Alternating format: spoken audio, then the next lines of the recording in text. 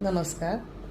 बऱ्याच वर्षांनी असं म्हणूयात की महिला दिनाच्या निमित्ताने आम्ही सगळ्या मैत्रिणी एकत्र जमलो आणि सगळ्यांनी असं ठरवलं की आज खूप एन्जॉय करायचं, मजा करायची आणि भरपूर गप्पा मारायच्या असं ठरवलं.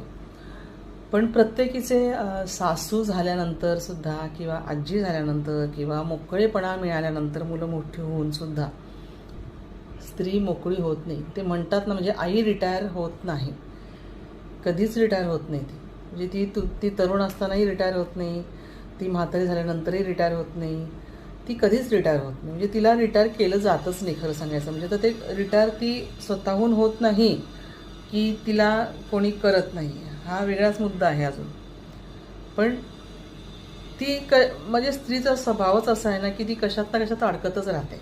म्हणजे तिचं कधी मुलं असतात त्यांच्यासाठी जीव, कधी नवरा असतो त्याच्यासाठी जीव, कधी नातवंड असतात म्हणून त्यांच्यासाठी जीव, म्हणजे ती सगळ्यांसाठी